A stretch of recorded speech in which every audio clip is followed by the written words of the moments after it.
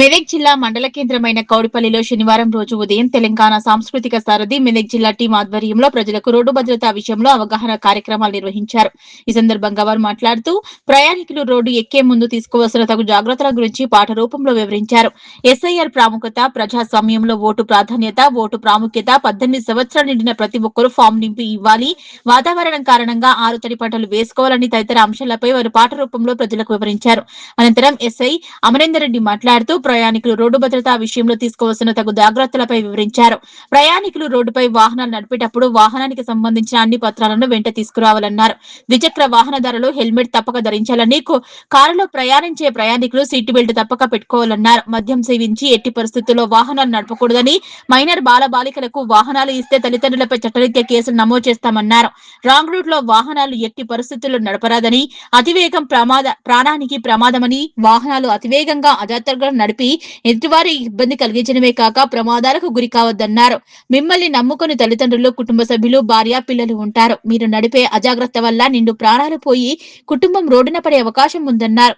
ఈ కార్యక్రమంలో తెలంగాణ సాంస్కృతిక సారథి మెదక్ జిల్లా సభ్యులు కొమ్ముల శేఖర్ గౌడ్, నేనావత్ మదన్ సింగ్, కృష్ణ, కారంగుల మాధవి, ధనరాజ్, రాజు, భాస్కర్, భిక్షపతితో పాటు పోలీసు సిబ్బంది, ప్రయాణికులు పాల్గొన్నారు. ధన్యవాదాలు తెలియజేసుకుంటూ మరి దీనికి సంబంధించి ఒక రెండు మాటలు ఎస్ఐ సార్ గారు మాట్లాడారు. నేనే ఏంటంటే రాంగ్ రూట్లో రావడం, హెల్మెట్ పెట్టుకోకపోవడం, ఈ ట్రాక్టర్ పోగుతాయి అందరికి ఎంత రేడియస్ లేకుండా రోడ్డు మీద పోతున్నాం. స్పీకర్లో కనబడుతుంది, ముందర ఏ వీధిలో కనబడుతుంది, మనం పట్టం పెట్టకుండా వాళ్ళు ఆ ట్రాక్టర్ రేడియం ఉన్నది అందరికి లేదు, ఆ రెండు ట్రాక్టర్లకు లేదు. నైట్ మెల్లగా పోతూ ఉంటారు. వెనుకోలేమో ట్రాక్టర్ కంటే ప్రతి వెహికల్ స్పీడే వస్తుంది. టూ వీలర్ అయినా ట్రాక్టర్ స్లోగా పోతుంది కదా, ఎంత 20 మీద పోతుంది. ప్రతి టూ వీలర్ కానీ ఏది కానీ ఆటో కానీ 40-60 మీద పోతుంది. పోయినప్పుడు ఏంటంటే సడన్గా కనిపించకపోయేసరికి దగ్గరికి వచ్చినా కనబడుతుంది. అప్పుడు ఏం చేయలేదు, బ్రేకులు పట్టినా ఆగదు, దాన్ని గుద్దుకో హెల్మెట్ మళ్ళీ వీళ్ళ లోపం కూడా ఉంటుంది. వీళ్ళు కూడా హెల్మెట్ పెట్టుకుంటే కొంచెం సేవ్ అవుతారు. అట్లా ఇద్దరు చనిపోయారు. కొంతమంది సెల్ఫ్ స్పీడ్ పోతారు. మన ఎంత వెహికల్ స్పీడు 60-70 పోవాలి, 110 పోతే స్పీడ్ మీద పోయి స్లిప్ అయి పడిపోవడం, లేకపోతే అది పక్కకు టర్నింగ్ దగ్గర లోపలికి పోవడము. నరసాపూర్ నుంచి ఒక అబ్బాయి మార్నింగ్ 8 గంటలకు వస్తున్నాడు, స్కూటీ మీద అనుకున్నప్పి ఆయనకు కాలుకు దెబ్బ తాకింది, బ్లీడింగ్ అయ్యి చనిపోయింది. మనం చిన్న ఏంటంటే మనం ప్రొటెక్షన్, హెల్మెట్, తక్కువ స్పీడ్లో పోవడము, రాంగ్ రూట్లో పోకపోవడము, తాగి నడిపేయకపోవడము, ఇవన్నీ మనకు హరీబరీగా పోవడము. మనం ఎక్కువ పబ్లిక్ ట్రాన్స్పోర్ట్ని యూజ్ చేస్తే సేఫ్గా ఉంటాం. చిన్న పనులకు, దగ్గర ప్రయాణాలకు టూ వీలర్ వాడాలి. ఎక్కువ 100 కిలోమీటర్లకు టూ వీలర్ వాడితే ఏంటంటే దానివల్ల మనకు ప్రమాదం గురయ్యే అవకాశం ఉంటుంది.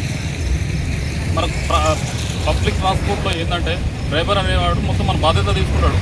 మనం సేఫ్గా మనం బస్సులో ఎక్కి మనం కూర్చుంటే ఆయనే మన గమ్యస్థానాన్ని చేరుస్తాడు. మన రిస్క్ మొత్తం ఉండదు. మనమే నడుపుకోవడం పోయినామనుకో మనం ఏదన్నా ఉండొచ్చు, మనం ఏదన్నా ఆలోచించవచ్చు, లేకపోతే మనకు నైట్ నిద్ర లేకపోవచ్చు, ఇంకా ఏదైనా విషయాల వల్ల మనం అలసిపోయి ఉండవచ్చు.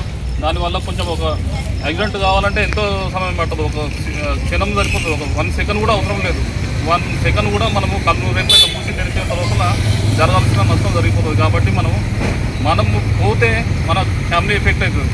ఒక యాక్సిడెంట్ వల్ల ఏంటంటే తల్లి కుటుంబం మొత్తం రోడ్డు మీద పడుతుంది. అతను ఇప్పుడు ఆర్థికంగా లేడనుకోండి, వాళ్ళకు పిల్లలకు లైఫ్ లాంగ్ ఒక తండ్రి లేని కుటుంబం మనకు వాళ్ళ బాధ అనేది తీర్చలేము మనం.